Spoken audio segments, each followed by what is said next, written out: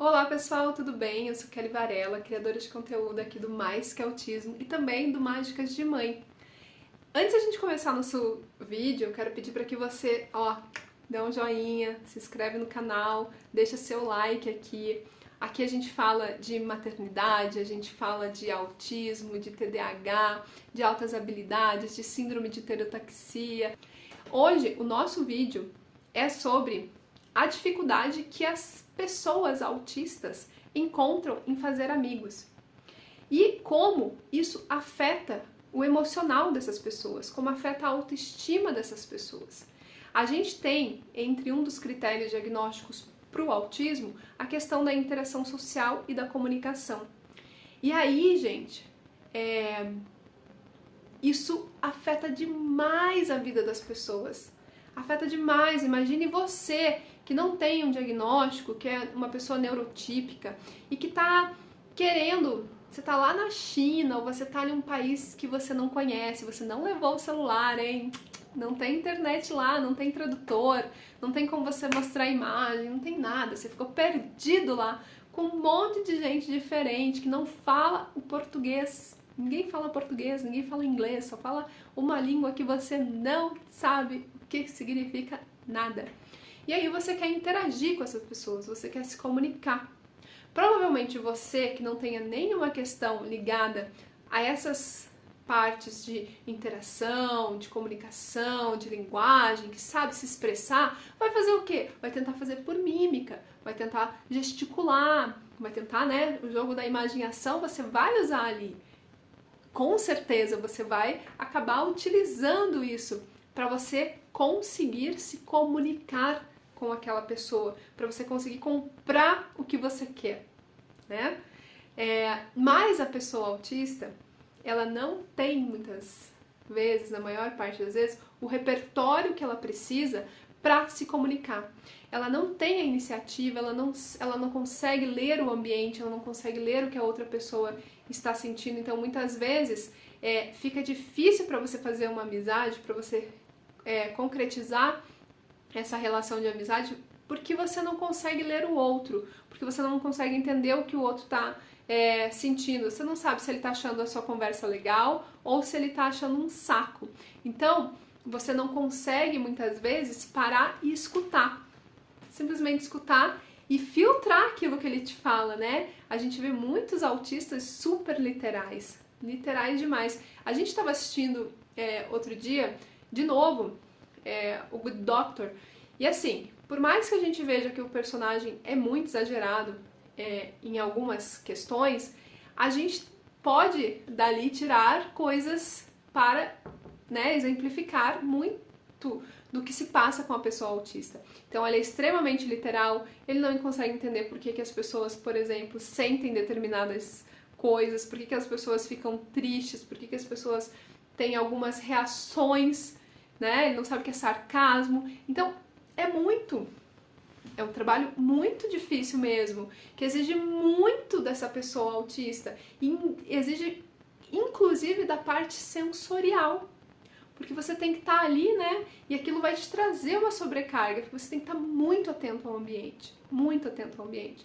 Atento para saber se, poxa, o amiguinho já cansou de brincar, ele não quer mais brincar disso. E aquela criança está insistindo.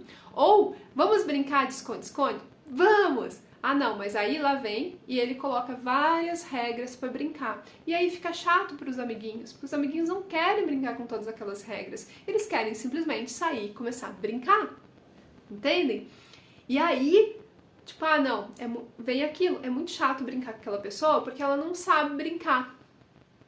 Porque ela não entendeu a leitura, né? Ela não conseguiu se conectar como funciona. Ou as pessoas...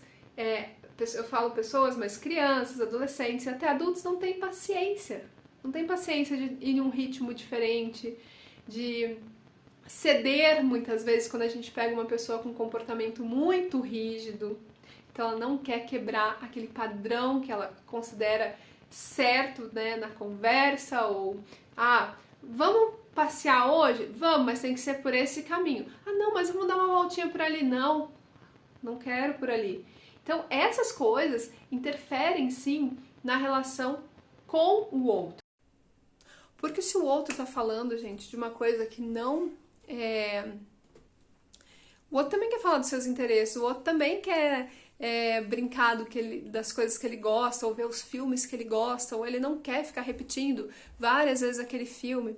Então, se a gente está falando de uma pessoa que não tem conhecimento sobre autismo, e muitas vezes as crianças não são... não são como é que a gente fala? Não é explicado para a criança o que é o autismo, como interagir, como conseguir acolher, né, essa outra criança, esse adolescente no seu meio.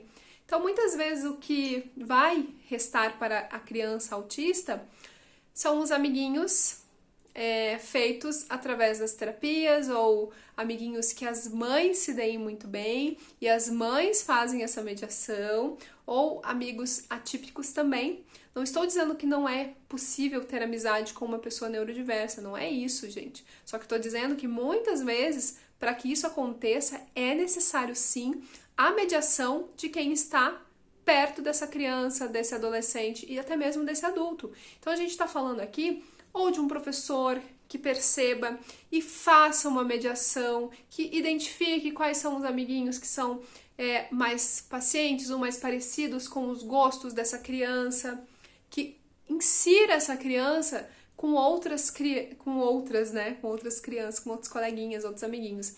Ou dessa mãe que faça amizade com outras mães, e aí você vai criando todo um ambiente para que essa criança conviva com as outras.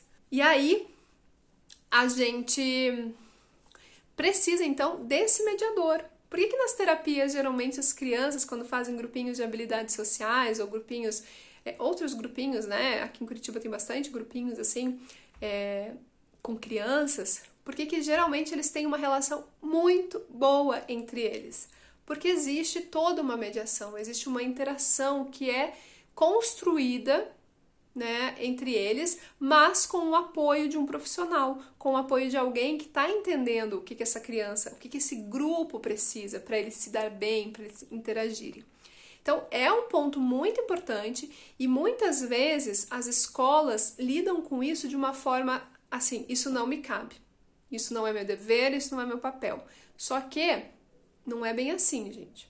É papel, sim, de um bom professor, notar que a parte de socialização dessa criança dentro da escola está saindo prejudicada. Quando uma criança não está feliz indo para a escola, quando ela não tem amigos que vá motivar essa criança a ir para a escola, muitas vezes o rendimento acadêmico dela também vai cair. E aí ela vai ficar triste de ir, né? Ela vai sofrer para ir para a escola muitas vezes quando ela não tem um amiguinho, pelo menos um amiguinho. É isso que eu sempre falo.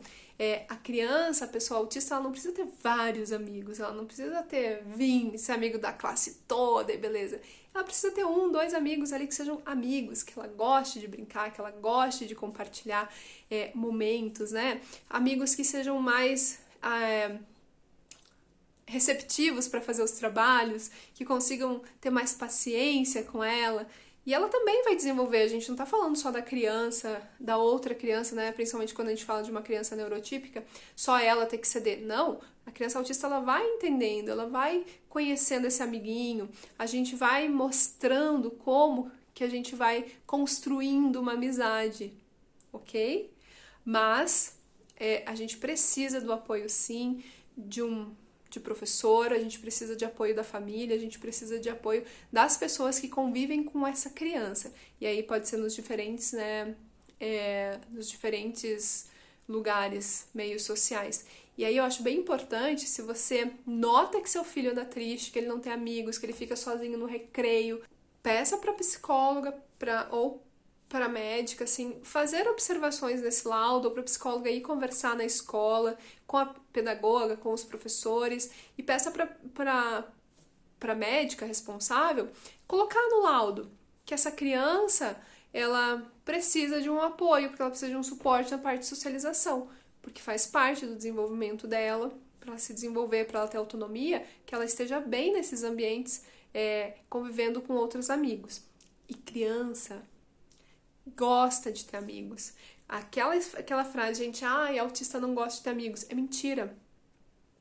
A única questão é, muitas vezes eles não vão precisar ter muitos amigos ao mesmo tempo e às vezes eles vão querer, né, eles se dão muito bem até com pessoas diferentes, mas um de cada vez ou em grupos menores, sem tanta muvuca, entendem? Então, é importante sim ter um amigo para dividir as coisas, para brincar, para se desenvolver, porque vendo o outro, eu me desenvolvo, eu aprendo com o outro. Então, se você nota que seu filho está sofrendo com a falta de amizade, com a falta de amiguinhos, fique atento. Converse com o médico responsável por ele, converse na escola, converse com quem toma conta dele. Ah, é uma babá que fica e leva pro parquinho, ou é uma tia, ou é uma avó. Converse, gente. Explique que é importante que essa criança se socialize, que essa criança venha, sim, a construir laços de amizade. Provavelmente, nesse começo, vai precisar do nosso apoio, da nossa mediação. Mas você vai ver que isso, olha, vai fazer muita diferença na vida dela, no desenvolvimento dela. Então, é isso. Ó, beijo grande para todo mundo. Se inscreve no canal, deixa seu like, compartilha esse vídeo e até o próximo.